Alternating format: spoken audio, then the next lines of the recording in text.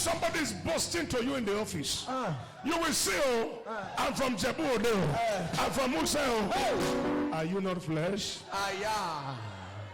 I am the God of all flesh.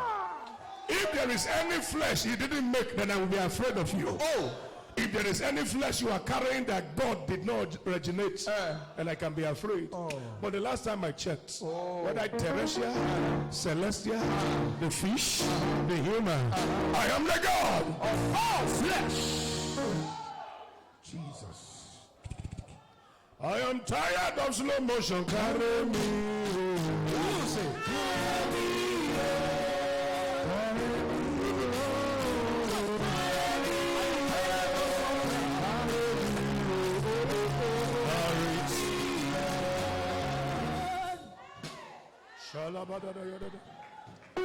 I have 5 minutes and we'll begin to pray.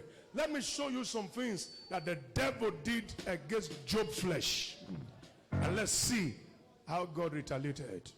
Sit down. In Job chapter 2, I feel an anointing in this house. Verse 7 and 8. Thank you for the spirit with which you began. I have always said that. I have known that over 2 decades. The spirit of the house is more important than everything. In Job 2 and verse 7 and 8. So when Satan fought from the presence of the Lord and smote Job with sore boils from the sword, take note, sole of his feet unto his crown. Take note, this was the richest man some moments ago. Satan afflicted his flesh. Verse 8. And he took him a potsherd to scrap himself with her, and he sat down among the hatches. Time is failing us. In chapter 17 verse 14, let's begin to see the effect of that sickness. In the same Job 17, they took him to UBTH, to UCH, they took him to Lut, they took him everywhere. In chapter 17 and verse 14, the same Job, verse 14, stay with me upstairs, go ahead. I have said to corruption. Job 17, said to corruption, thou art my father. To the one, thou art my mother and my sister. What is corruption? Every time you see corruption in the Bible is death. Job decayed to a place that he said, death, you are now my father. Hey. And for this affliction of my skin, you are my mother. In 19 verse 26, you have to be quick for me. My time is running. In Job 19 and verse 26, and look at what Job began to say. Though after my skin once destroyed this body, he said, yet in my flesh shall I see God. He began to now see. He began to know that if I keep quiet, my destiny will rot. If I close my mouth, I will die for nothing. Job began to prophesy. Although this sickness have no cure, although they told me it is worse than cancer, it doesn't matter what is happening. But in my flesh, I see God.